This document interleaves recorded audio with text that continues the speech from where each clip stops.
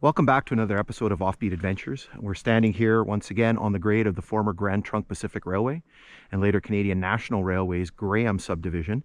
We are on the west side of what is known as Finmark or Flett Road, nearby to the community of Finmark, Ontario, which is northwest of Thunder Bay. So what we're going to be doing is we're going to be picking up from a hike that we just redid.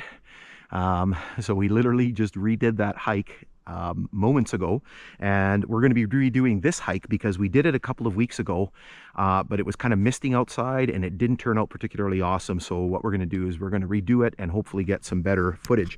Now you can see some remnants right here off the hop.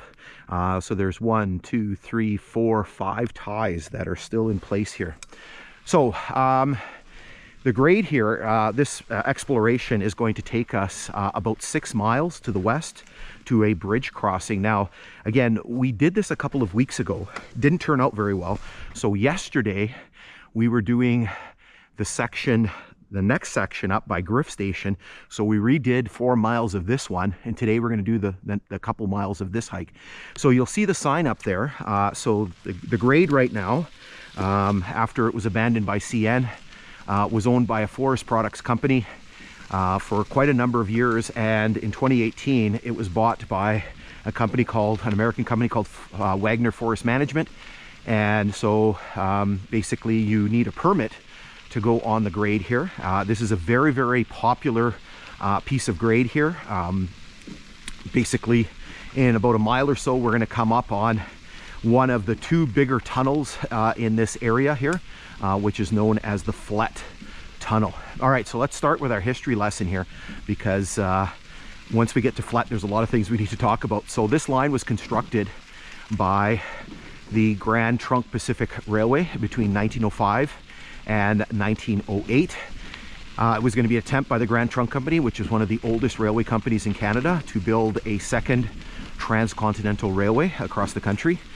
Now, the negotiations and the discussions and the back and forth for this took place over a long period of time, and there was a lot of back and forth. The Grand Trunk Company didn't want to build the entire piece of this line, so they were trying to get some sort of agreement with the federal government, and that's what sort of dragged out all the negotiations. But finally they came up with an agreement. So the plan is that Grand Trunk was going to build the western portion of the line under the name Grand Trunk Pacific from Winnipeg to the west coast at Prince Rupert, and the Canadian government was going to build the eastern portion under the name National Transcontinental from Winnipeg to New Brunswick, and the Grand Trunk was going to operate the NTR. So now this line was a bit of an anomaly, because this line again was a Grand Trunk Pacific line, but it connected with the NTR because it connected to the east of Winnipeg. It connected at a place called Superior Junction, which is today just east of the community of Sioux Lookout. Again, the name is an indicator of the purpose of this line. So basically this line's role was to give the Grand Trunk Pacific NTR system access to Lake Superior, hence the term Superior Junction. So here we have a little bit of rock work. We're going to see some more just up here. And so again, this line was constructed between 1905 and 1908, opened for traffic in November of 1908. Now, some problems popped up not long after the whole network was built. So again, the plan was that the Grand Trunk was going to operate their line as well as the NTR system. But when the time came, basically Grand Trunk backed out of the agreement. I've got a quad coming. So basically you can see a rock cut in through here, and it gets a little bit larger over on this side. Okay, so you can basically see the first of many rock cuts on this section here. Trying to see if you can see any of the drill marks. We see some further up, but again, pretty decent sized rock cut. Probably in the 12-foot range, somewhere in there. Really thankful with the sun today, because essentially there is some sun, and usually these are all washed out, but this time of the year, again, it's the 20th of October, so we're kind of getting right towards the end of hiking season.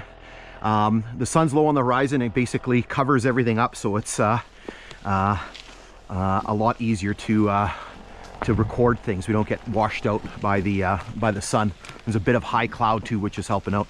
Okay, let's finish our story. So again, the Grand Trunk Company was supposed to operate both parts of the line, but basically they backed out of the agreement because it was going to be very expensive, and the Grand Trunk Company was already in financial difficulties as a result of completing their part of the line.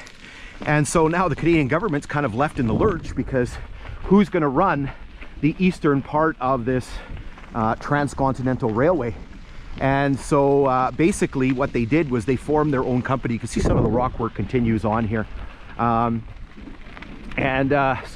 the company they formed became known as the Canadian Government Railways, which included the NTR and a bunch of other small kind of bankrupt lines. We're coming up to Flett Station, and I think the station is just up here. The siding's going to start here momentarily. What happened with this line is, because it was a Grand Trunk Pacific line, but because it connected to the NTR, what happened was the Canadian Government Railways leased this line from Grand Trunk Pacific, and it became part of the CGR network. So in July 1915, the name of this line changed. It had originally been the Lake Superior Division or Lake Superior branch of the Grand Trunk Pacific Railway, and then it became the Fort William and Raith subdivisions of Canadian Government Railways. I'm going to stop here so I can finish the story. And so it continued as part of the Canadian Government Railways network until late 1918, when the Canadian Government Railways was folded, along with Canadian Northern, which was bankrupt as well, into Canadian National Railways. And so in January of 1919, the name of this line changed again.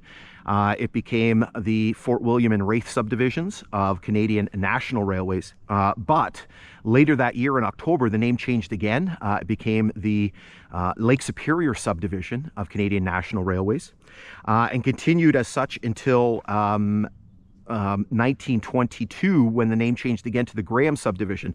Now, when at the same time that was all happening, Canadian National was looking at its railway network in the area, and they realized that they basically have a duplication. So heading west out of what is now Thunder Bay, you essentially had two lines almost running parallel to each other for 30 miles. So you essentially had the old Canadian Northern line, which now was the Kashibawi subdivision, and you had the Grand Trunk line, which was the Graham subdivision.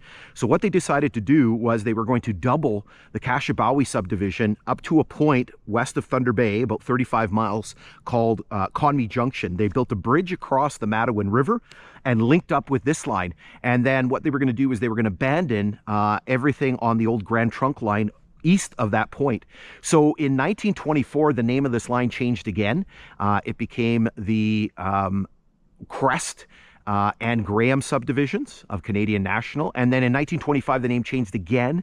It became the Crest, Raith, and Quorn subdivision. And then in May of 1925, or in the spring, the Crest subdivision was abandoned.